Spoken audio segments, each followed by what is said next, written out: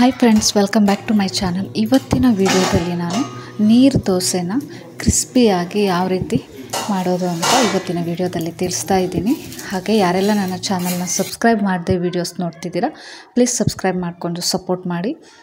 ಕೆಲವೊಬ್ಬರು ನೀರು ದೋಸೆ ಮಾಡೋಕ್ಕೆ ಕರೆಕ್ಟಾಗಿ ಆಗಲ್ಲ, ತೆಳ್ಳಗೆ ನೀರು ದೋಸೆ ಹಾಕೋಕ್ಕೆ ಬರೋದೇ ಇಲ್ಲ ಅಂತ ಹೇಳ್ತಿರಲ್ಲ, ಅಂಥವರು ಈ ಮೆಥಡನ್ನ ಫಾಲೋ ಮಾಡಿದ್ರೆ ನಿಮಗೆ ಕ್ರಿಸ್ಪಿ ಬೇಕು ಅಂದರೆ ಕ್ರಿಸ್ಪಿ, ಇಲ್ಲ ಅಂದರೆ ಸಾಫ್ಟ್ ಕೂಡ ಮಾಡ್ಕೋಬೋದು. ತುಂಬಾ ಈಸಿ.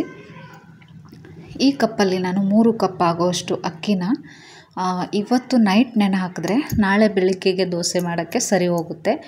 3 ಕಪ್ ಅಕ್ಕಿಗೆ ಒಂದು ಸ್ಪೂನ್ ಆಗುವಷ್ಟು ಮೆಂತೆನ ಹಾಕ್ತಾಯಿದ್ದೀನಿ.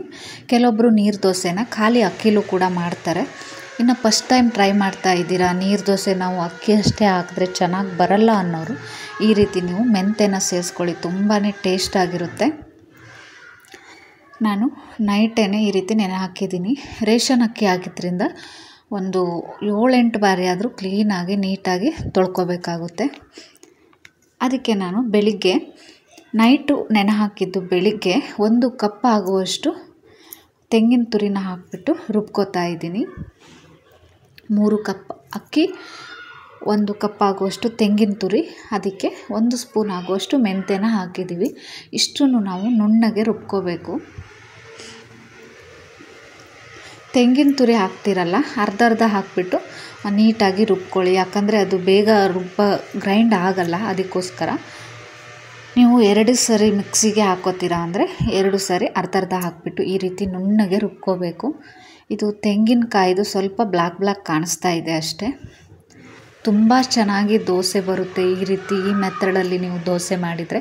ಫಸ್ಟ್ ಟೈಮ್ ಟ್ರೈ ಮಾಡೋದಾದರೆ ಈ ರೀತಿ ಒಮ್ಮೆ ಮಾಡಿ ನೋಡಿ, ತುಂಬಾ ಟೇಸ್ಟಾಗಿರುತ್ತೆ ಮೆಂತೆ ಹಾಕಿರೋದ್ರಿಂದ. ನೀರು ದೋಸೆನ ಕೆಲವೊಬ್ಬರು ಬೇರೆ ಥರ ಮಾಡ್ತಾರೆ. ಈ ರೀತಿ ಮಾಡಿದ್ರೆ ತುಂಬಾ ಕ್ರಿಸ್ಪಿಯಾಗಿ ಟೇಸ್ಟಿಯಾಗಿ ನಿಮಗೆ ನೀರು ದೋಸೆ ಫಸ್ಟ್ ಟೈಮ್ ಟ್ರೈ ಮಾಡ್ತಾ ಇದ್ರೂ ಕೂಡ ಚೆನ್ನಾಗಿ ನೀರು ದೋಸೆ ಬರುತ್ತೆ. ನೋಡಿದ್ರಲ್ಲ, ನಾನು ನುಣ್ಣಗೆ ರುಬ್ಕೊಂಡಿದ್ದೀನಿ. ಅದಕ್ಕೆ 3 ಕಪ್ ಗ್ಲಾಸಲ್ಲಿ 1 ಗ್ಲಾಸಲ್ಲಿ 3 ಕಪ್ ಆಗುವಷ್ಟು ನೀರನ್ನ ಸೇರಿಸ್ತಾ ಇದ್ದೀನಿ. ಅಂದರೆ ನಿಮಗೆ ಹದಕ್ಕೆ ತಕ್ಕಂಗೆ ಮಿಕ್ಸ್ ಮಾಡ್ಕೋಬೇಕು. ನೀರು ತುಂಬ ತೆಳುಬೇಕು ಅಂದರೆ ಸ್ವಲ್ಪ ಜಾಸ್ತಿ ತೆಳ್ಳಗೆ ನೀರನ್ನ ಮಿಕ್ಸ್ ಮಾಡ್ಕೋಬೇಕಾಗುತ್ತೆ. ನಿಮಗೆ ಗೊತ್ತಾಗಿಲ್ಲ ಅಂದರೆ ನೋಡಿ, ಇಷ್ಟು ದೊಡ್ಡ ಗ್ಲಾಸಲ್ಲಿ 3 ಗ್ಲಾಸ್ ಆಗುವಷ್ಟು ನೀರನ್ನು ಹಾಕಿದ್ದೀನಿ ನಾನು. ನೀರು ದೋಸೆ ಹಿಟ್ಟು ಯಾವಾಗಲೂ ತೆಳ್ಳಗೆ ಇರಬೇಕು. ಎಷ್ಟೋ ಜನ ಟ್ರೈ ಮಾಡ್ತಾ ಇರ್ತೀರ ನೀರು ದೋಸೆ ಮಾಡೋಕ್ಕೆ, ದೋಸೆ ಹಾಕ್ತಾಯಿದ್ರೆ ದೋಸೆ ಎದ್ದೇಳಲ್ಲ ಅಂತ ಹೇಳ್ತಿರಲ್ಲ, ಅಂಥವರು ಈ ಮೆಥಡನ್ನ ಫಾಲೋ ಮಾಡಿ. ಯಾಕೆ ಬರಲ್ಲ, ಚೆನ್ನಾಗೇ ಬಂದೇ ಬರುತ್ತೆ. ನೋಡಿ, ಇಷ್ಟು ತೆಳ್ಳಗೆ ಮಿಕ್ಸ್ ಮಾಡ್ಕೊಂಡಿದ್ದೀನಿ. ಇದಕ್ಕೆ ರುಚಿಗೆ ತಕ್ಕಷ್ಟು ಉಪ್ಪನ್ನು ಸೇರಿಸ್ಕೊಳ್ಳಿ. ನಾನು 1 ಸ್ಪೂನ್ ಆಗುವಷ್ಟು ಉಪ್ಪನ್ನು ಸೇರಿಸ್ತಾ ಇದ್ದೀನಿ.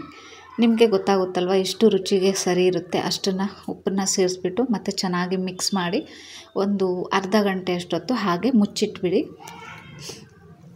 ಇದಕ್ಕೆ ಕಾಂಬಿನೇಷನ್ ಆಗಿ ನಾನು ಕೆಂಪು ಚಟ್ನಿನ ಮಾಡ್ತಾಯಿದ್ದೀನಿ.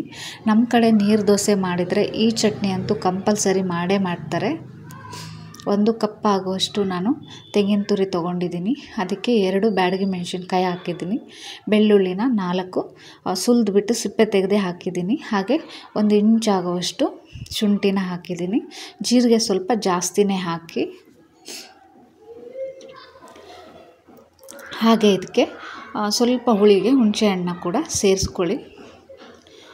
ಈ ಕೆಂಪು ಚಟ್ನಿ ಮಾಡಿದ್ರೆ ತುಂಬಾ ಚೆನ್ನಾಗಿರುತ್ತೆ. ನೀರು ದೋಸೆಗೆ ತುಂಬಾ ಟೇಸ್ಟಿಯಾಗಿರುತ್ತೆ, ಹಾಗೆ ಬೇಗನೂ ಕೂಡ ಆಗೋವಂಥದ್ದು.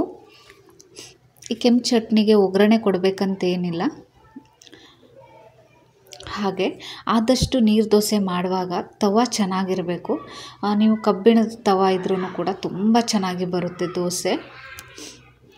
ಇಲ್ಲ ನೀವು ನಾನ್ ಸ್ಟಿಕ್ಕಲ್ಲೂ ಕೂಡ ದೋಸೆನ ಮಾಡ್ಬೋದು. ಒಟ್ಟಾರೆ ತವ ಎಷ್ಟು ಚೆನ್ನಾಗಿರುತ್ತೋ ಅಷ್ಟು ಚೆನ್ನಾಗಿ ನಿಮಗೆ ದೋಸೆ ಚೆನ್ನಾಗಿ ನೀಟಾಗಿ ಬರುತ್ತೆ. ನೋಡಿ, ನಾನು ಈರುಳ್ಳಿಯಿಂದ ಎಣ್ಣೆನ ಸವರ್ಕೊಂಡಿದ್ದೀನಿ.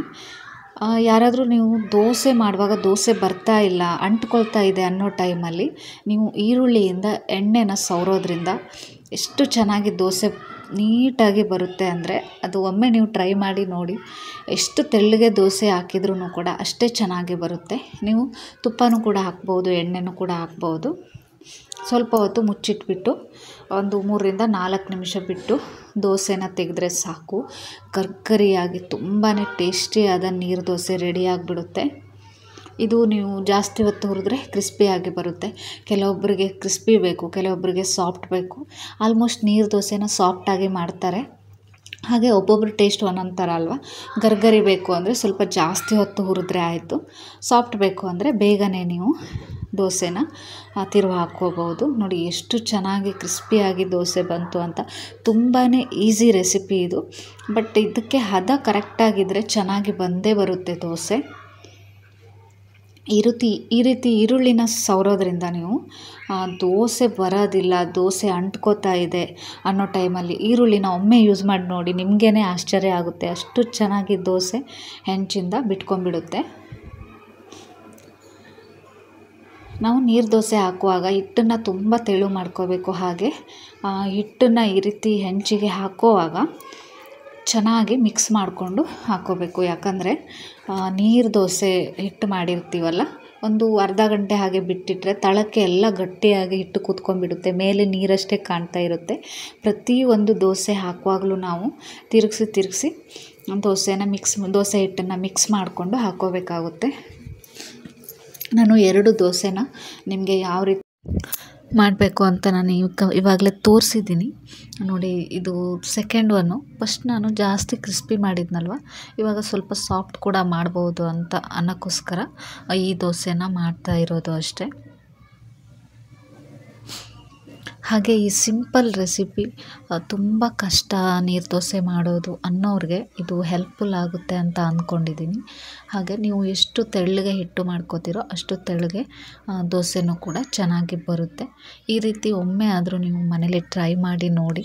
ನೀರು ದೋಸೆ ಮಾಡೋಕ್ಕಾಗದೇ ಇಲ್ಲ ಕಷ್ಟ ಅನ್ನೋರಿಗೆ ಈ ಟಿಪ್ಸ್ ನಿಮಗೆ ಹೆಲ್ಪ್ ಆಗುತ್ತೆ. ನೋಡಿದ್ರಲ್ಲ ಎಷ್ಟು ತೆಳ್ಳಗೆ ಇದೆ ಅಂದರೆ ದೋಸೆ, ಯಾವ ಕಡೆನೂ ಅಂಟಾಗಿ ಕೂಡ ಇಲ್ಲ. ಅಷ್ಟು ಚೆನ್ನಾಗಿ ಬಂದಿದೆ ದೋಸೆ. ಈ ರೀತಿ ಒಮ್ಮೆ ನೀವು ಮನೇಲಿ ಟ್ರೈ ಮಾಡಿ ನೋಡಿ. ಈ ವಿಡಿಯೋ ಯಾರಿಗೆಲ್ಲ ಹೆಲ್ಪ್ಫುಲ್ ಅನ್ನಿಸ್ತು ನಿಮ್ಮ ಫ್ರೆಂಡ್ಸ್ಗಳಿಗೂ ಕೂಡ ಶೇರ್ ಮಾಡೋದನ್ನ ಮರಿಬೇಡಿ. ಯಾರೆಲ್ಲ ಸಬ್ಸ್ಕ್ರೈಬ್ ಮಾಡದೆ ವೀಡಿಯೋಸ್ ನೋಡ್ತಿದ್ದೀರಾ ಪ್ಲೀಸ್ ಸಬ್ಸ್ಕ್ರೈಬ್ ಮಾಡಿಕೊಂಡು ಸಪೋರ್ಟ್ ಮಾಡಿ ಅಂತ ಹೇಳ್ತಾ, ಮತ್ತೆ ಇದೇ ರೀತಿ ಯೂಸ್ಫುಲ್ ಟಿಪ್ಸ್ನೊಂದಿಗೆ ಹೊಸ ವಿಡಿಯೋದೊಂದಿಗೆ ಮತ್ತೆ ಬರ್ತೀನಿ. ಅಲ್ಲಿ ತನಕ take care, keep watching. Thank you.